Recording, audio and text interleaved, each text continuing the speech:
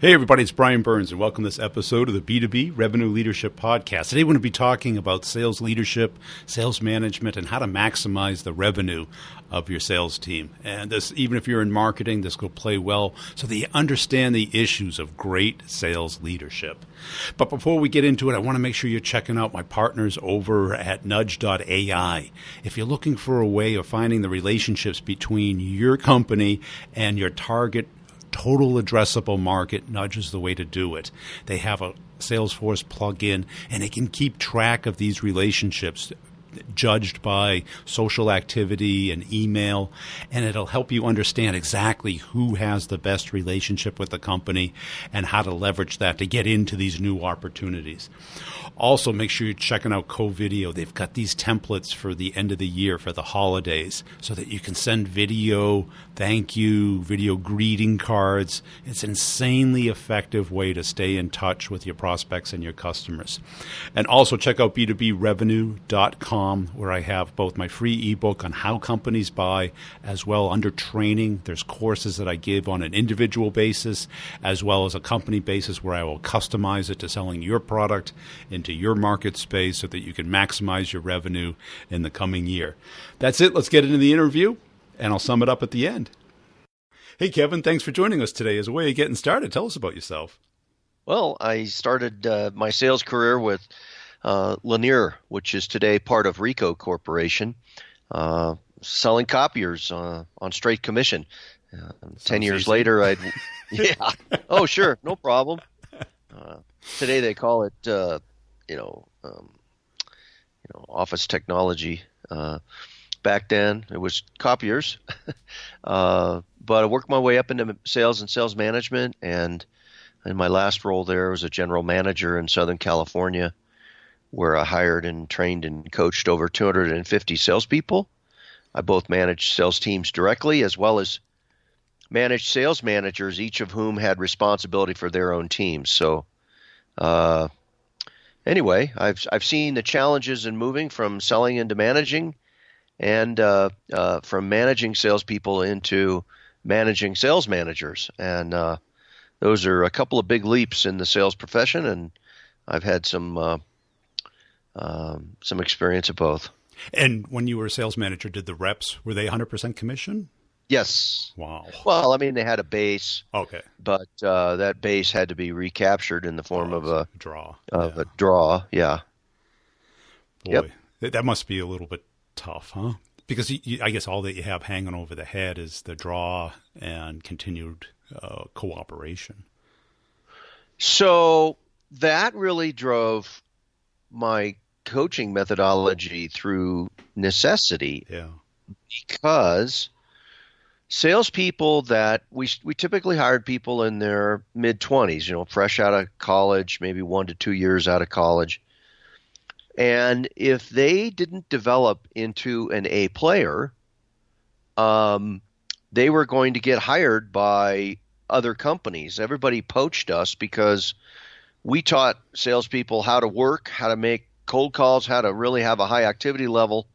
And so the B players tended to get offers after 12 to 18 months with us that paid them more money than they were making in straight commission. So it was kind of a no-brainer for them. Yeah. So the challenge as a manager to succeed there, to make your number, was you had to really focus on developing your salespeople into A players where they made so much money that they couldn't afford to look at a pharmaceutical company sales position, for example, that would pay a high salary, but not a lot in commission. So it focused you as a manager on developing salespeople, and then obviously after about 10 years with Lanier, I decided to punch out on my own, and that was back in the 1990s, and really build a business around consultative selling training as well as sales manager development. And let's talk about that A player. Could you characterize that for us from your perspective? Sure. Well, an A player is someone that really, hopefully, you have more than one A player on your team. Hopefully. Yeah, because then what they do, the two A players do, is compete against each other, which is way above sales quota. But the optimal A player is possesses both high skill to sell as well as high will. They have a great attitude. They are exhibiting the types of behaviors that others on the team can follow and emulate. And so that's what we want, a well-rounded one who has both the skill and the attitude to succeed, and the numbers to back up their sales excellence. And how's that different than a B player? What's your characterization there? So a B player is someone who doesn't quite possess the same level of coachability, meaning receptiveness to your coaching and ideas. They plateau quickly through just reaching whatever their comfort zone is. They don't really want to apply the level of focus and commitment, and they don't want to make sales calls on Friday afternoon. Yeah, that's it. And I call it kind of the B player trap, where they're good enough to make 80 to 100% of their number, but they're not excited enough, and they think they know it all because they had a good year or good territory, and they think that they were born on third base and hit a triple. Totally agree, and keep in mind that these B players are the ones that many managers often ignore, because either the manager is off chasing big deals, which leads him or her to work with their best salespeople, or that manager is working on the worst people on the team. And so they tend to forget about the B players, and they only coach them when the B player comes and asks for coaching. So, and that's a huge mistake. If we have to be proactive with our sales coaching, take coaching to your people. Otherwise, there's a psychological syndrome called self-serving bias. Are you familiar with that one? It sounds familiar. I'm trying to think of it, what the definition is. So in the field of psychology, it's a pretty well-known concept where people tend to believe they are better than they are. Oh, yeah, the Dunbar-Kruger syndrome. Yeah. Yeah, different name, label, whatever. But, so an example of this for a sales manager is, let's suppose a sales rep on your team has a great month and really exceeds quota. Well, they accept responsibility for their successes. So it's, hey, I had a great month. I made a lot of calls. I had some really good things I did. But then when that same sales rep has a lousy month, they don't accept responsibility for that. Well, it's lousy leads from marketing. My territory's the pits. But it's in that lack of responsibility for underperformance where they kind of slough it off and they blame it on external factors. That, to me, is the difference between an A player and a B player. A B player will kind of blame those external factors. And the implication for anybody managing salespeople is that you've got B players that are making mistakes in their sales approach and they don't realize it. And do B players really ask for coaching? No, because they think they're better than they are. Yeah. And again, the manager is running around like a chicken with his or her head cut off, and not really focused on coaching and developing salespeople on a daily basis, which is a huge miss. And so the B player continues to be a B player, and we tolerate mediocrity. We tolerate their performance at a level far less than they're capable of. And that's how we work with sales managers, to get them to take a step back, rethink their relationship with their role. I mean, every time they do something that someone else can do, they prevent the accomplishment of something that only they can do.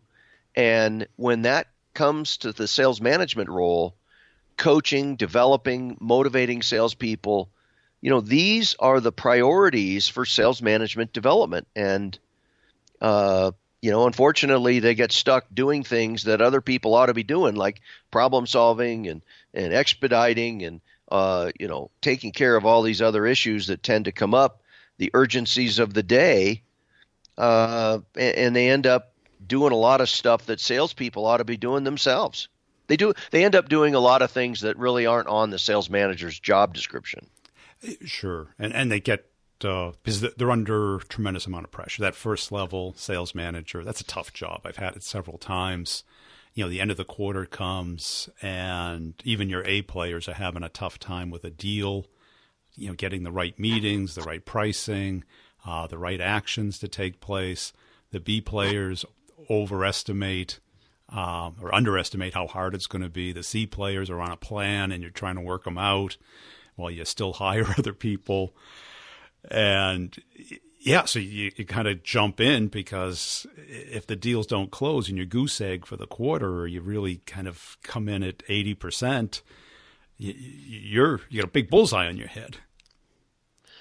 Well, that's exactly right. And that's often driven by a company's culture to, they get the forecast, then home office calls a manager and says, "Hey, urgent message from the home office. You got to identify your top 6 deals, get out there and close them yourself." And meantime, that sends a message to the sales manager that the most valuable use of their time is closing deals, which is, it leads them to get involved too late in opportunities. Yeah. And if a mistake was made by a salesperson, it's usually weeks, sometimes months before the manager gets involved in that deal. It's not an effective way to coach. It's more of a judge, not a helper. And so we got to help sales managers to really focus on coaching and asking better questions. Like before every sales rep delivers a demo, you got to ask questions of that sales rep to understand if they're actually ready to deliver that demo. Like, what's your understanding of the prospect's buying criteria from most to least important? I mean, just that one question. If you don't understand as a salesperson the customer's priorities and needs and application before you deliver a demo, then you're not going to deliver a compelling demo, one that can win. And once you do, well, guess what? The customer has no compelling reason to continue to talk to your salesperson, and so you back away. Yeah. And you lose communication. And then along comes a sales manager to say, "Hey, what's going on with that deal?" And we can't even get a hold of the customer. Right. Yeah, they have no interest anymore, or it's a low priority, or it never was a priority. Exactly. I mean, the sales rep just does, you ask questions like, which criteria does the customer have which represent a competitive edge for us? And you get crickets for an answer. Yeah, I'm just getting my demos per weekend. Yeah. Yeah. Well, and that, Brian, is another key thing. See, a lot of managers have this mentality to drive activity. Yes. Which is quantity of effort. But in a sense, that drives salespeople to kind of rush through their sales process, and that's not how big deals are won. And so anyway. So when you go into an account, have you noticed a typical pattern of the current state that it's in?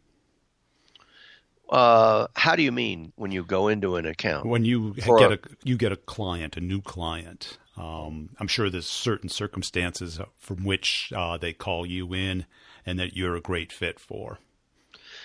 So most of the clients that we start to work with have frontline sales managers who have been are excellent salespeople, but they haven't really been educated on the specific goals, knowledge, skills required for sales management excellence. I mean, that's a mental leap. You go from being in control as a salesperson to being completely out of control as a sales manager.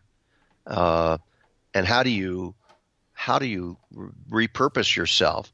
Sales managers are great teachers, but often that skill lies dormant within them, and it's not expressed often enough to have a significant impact on the team. And so, we teach them how to overcome the obstacles that prevent effective coaching, and then we teach them how to coach. There are some methods for diagnosing a sales performance problem that we just, many sales managers haven't quite gotten there. So again, they've attended lots of sales trainings and they're highly skilled salespeople, but they haven't often been through sales manager development, and it's a completely different set of skills. It's completely different. And even as salespeople, they're unconsciously competent typically, where they will knee-jerk say, oh, it's all about the hustle and grind, or it's all about relationships or bringing insight, but they don't really understand or are able to articulate the whole game, that you're not playing just one skill, that it's you got to win the game, not the inning. Yeah, exactly right. So how do you teach coaching? I would think that'd be difficult. Well, the first thing to do is to help sales managers understand how important it is. And there are certain types of, for example, there was some research done that I cite in my book that says, okay, when you as a sales manager are talking to a salesperson, which many sales managers will classify mentally as coaching, what is it that you're talking about? And they classified 13 different topics that sales managers discuss with salespeople, and then ranked them in order of frequency. Most of the top, most frequent conversations were about specific deals. Number 12th out of 13th was identify skill deficiencies, and yet identify skill deficiencies was the one item which the research proved had a direct connection to sales performance. And so sales managers are having a lot of conversations with salespeople, but they're about stuff. They're not about skills. And that is kind of a mental shift that's easy to make but hard to fulfill.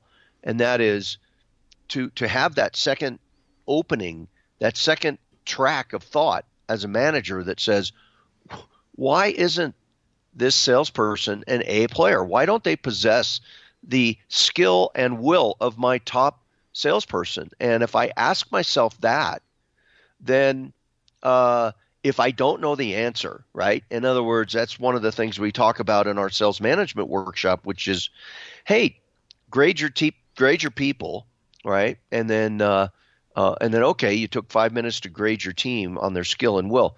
Now, whose report card is this? Yeah. It's like parents complaining about their kids. It's like, who created who? Yeah, exactly. And then you can hear a pin drop as everybody in the room instantly realizes, oh, geez, I just rated myself. And then we ask them, well, how did you arrive at these ratings of your people? Was it through observation and coaching, or was it through looking at the numbers, looking at their activity level in Salesforce, right? So we do so much management by results typically, and that's too late. We don't really get involved near as much as we should in the deal coaching and the process of coaching an opportunity through it. It's just, when are you going to close that deal? What do you need me to do to help you close that deal? In which case, we're not really building skills. We're outside of that skill area. But to get back to your original question, when you assess a sales performance problem, you want to ask yourself, what skills does a salesperson lack, and what will or attitude do they lack that is diminishing their ability to apply the skill. And then your solution, your conversation has to bridge that gap. And skill and will problems are entirely different. I mean, I wish that the sales my job would be a lot easier if all of the problems out there were skill related that salespeople have, but it's not. And the will problems are even more difficult to solve. Well, the will you can very clearly identify and distinguish. And, salespeople are typically known for the will. Very few sales leaders can really dissect the skill. One used to call it the 3 T's: territory, timing, and talent. Well, you only have control over one of those, Right. Yeah. Yeah. And how do you really affect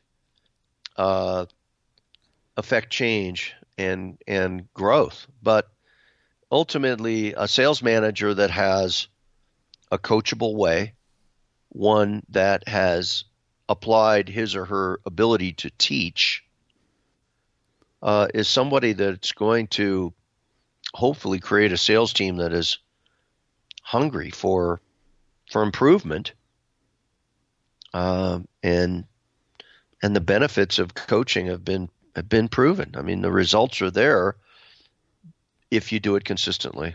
Now, have you thought, or have you run into companies who have made this a separate function, the coaching?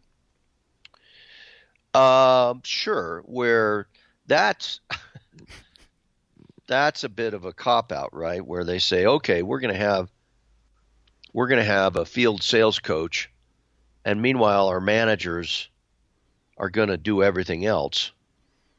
I don't see it that often. I think that many times the size of the territory is a barrier there, and but I think that it's kind of lets the managers off the hook when I do see it, which is, I mean, I tell you, Brian, I recently, a Fortune 500 company asked me, to do, as part of our work with them, to do a diagnosis of how much coaching was actually happening.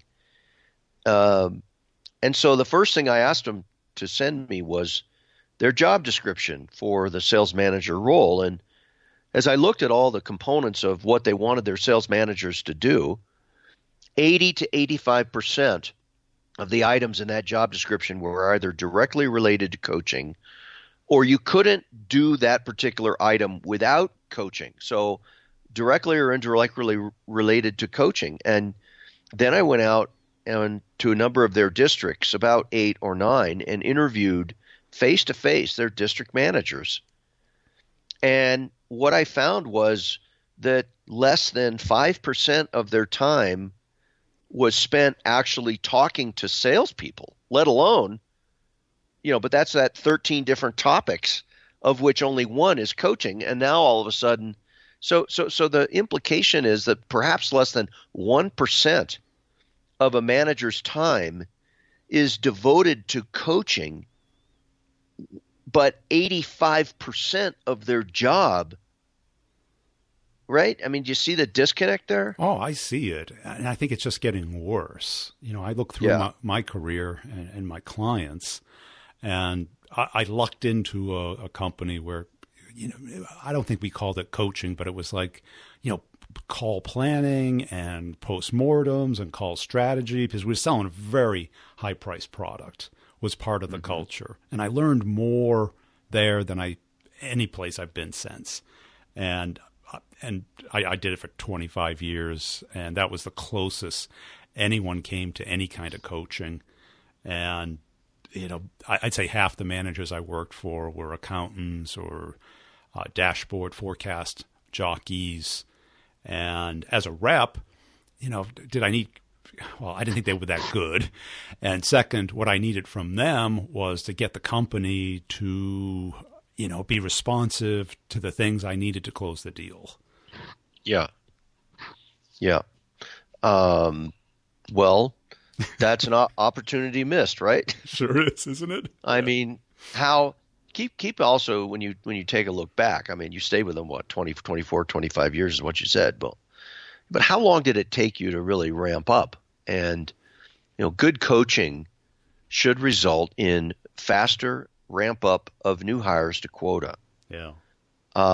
It should also, if you've got a nucleus of A players, at least more than one, even just one, as long as you're utilizing that A player as as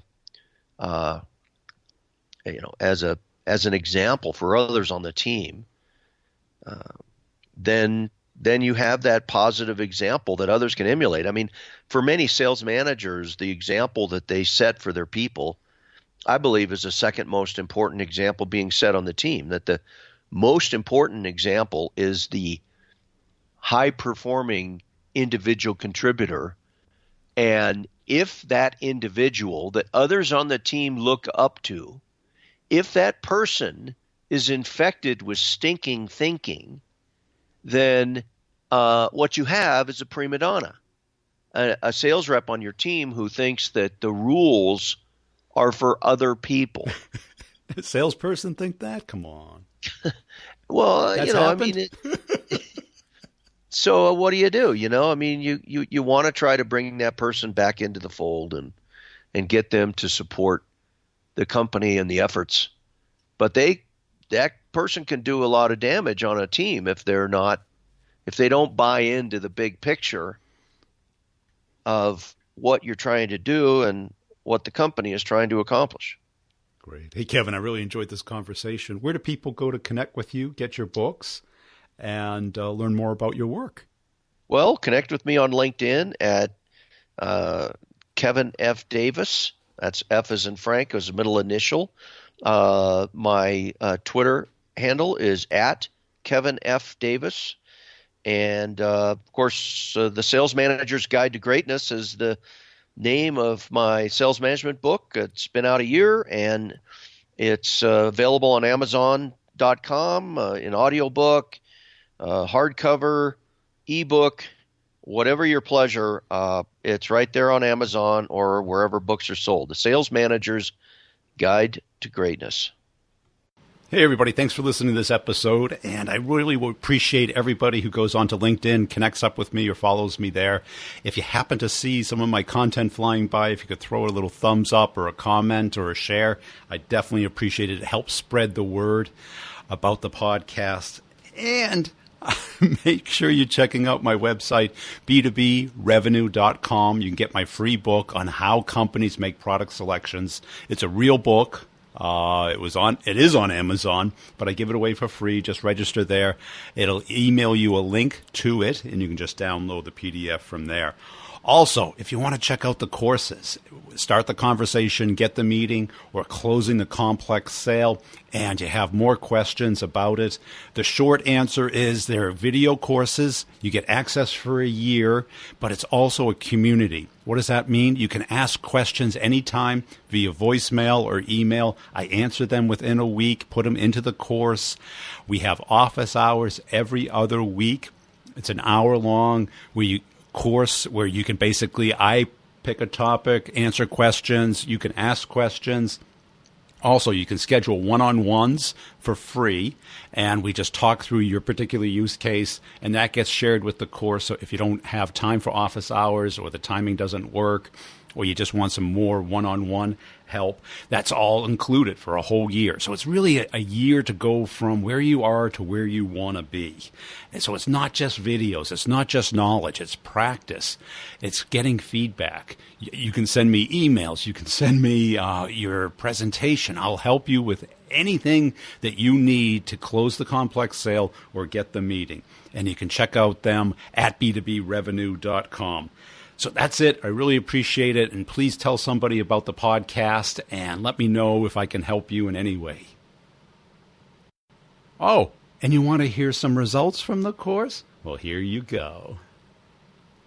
I love the approach. It's working for me just fantastic. If I sent you some of the emails, which I should, the conversations that I'm having with people, I think you'd be blown away because they're not really about work. Yeah. I've figured out if you can kind of get personal with them, like one lady, it's all about her family, kids. And then I sprinkled in a little bit around work, and she's LinkedIn, sending me messages on LinkedIn, photos of her family. No, I'm not even kidding. I should show this to you. You'd be stunned. I was shocked. And we're going to lunch on September 6th. And yesterday she shot me a LinkedIn message and said, "Hey, Rod, why don't we get on the phone and do a video call beforehand so our lunch isn't so awkward? We're like barely not meeting each other for the first time." Oh, holy cow, right? Like, this is unbelievable. So this is not the first time that this has happened. She's kind of an extreme, but I'm starting to figure out a pattern where I can actually make this a process, you know? So good. Yeah. I'll show you that. So it's getting to that point. And every time I do this, I'm like, God, this is unbelievable, you know? So. And it feels better too, doesn't it? Oh, Brian, let me tell you something. To be able to go to lunch with her, I'll even talk to her on the phone, right? We're going to talk about family, kids, work-life harmony, because I shared a thing with her from Bezos about work-life harmony. This is where the conversation will start. Now, at some point, we're both not stupid, right? We know we're going to talk about work. We know why we're both there. Right. But to kick it off this way is so much better. And to end that lunch with the last 5 to 8 minutes of telling, well, what are you guys doing with digital